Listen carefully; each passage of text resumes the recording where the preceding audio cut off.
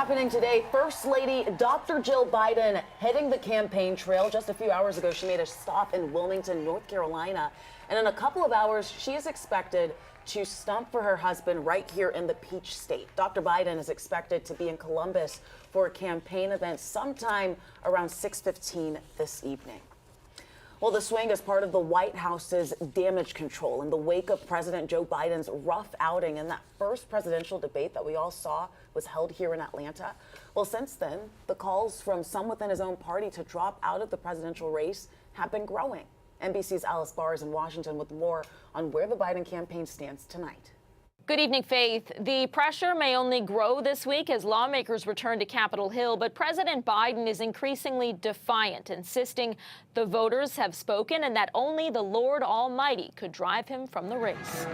President Biden starting out a critical week on offense. I am not going anywhere. Calling in to MSNBC's Morning Joe to declare his position. I wouldn't be running if I didn't absolutely believe that I am the best candidate to beat Donald Trump in 2024. And challenge what he called his party's elites. If any of these guys don't think I should run against me, go ahead, announce for president.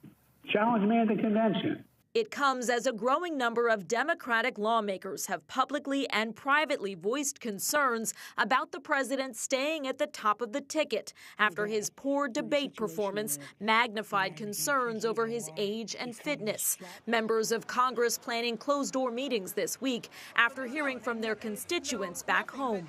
He just can't make it through 4 more years and look vigorous like Americans need. And I find it fascinating that nobody's asking for his opponent, who's almost as old as he is, mentally fairly confused, not to step down or step aside. Pennsylvania is a critically important state. After spending the weekend on the campaign trail, the president writing to congressional Democrats that the party's one job is to beat Donald Trump and that any weakening of resolve only helps him. Several leading Democrats, including members of the influential Congressional Black Caucus, firmly backing President Biden. The president speaking today with jittery donors and preparing to address world leaders at the NATO summit that kicks off tomorrow, putting him and his political future center stage.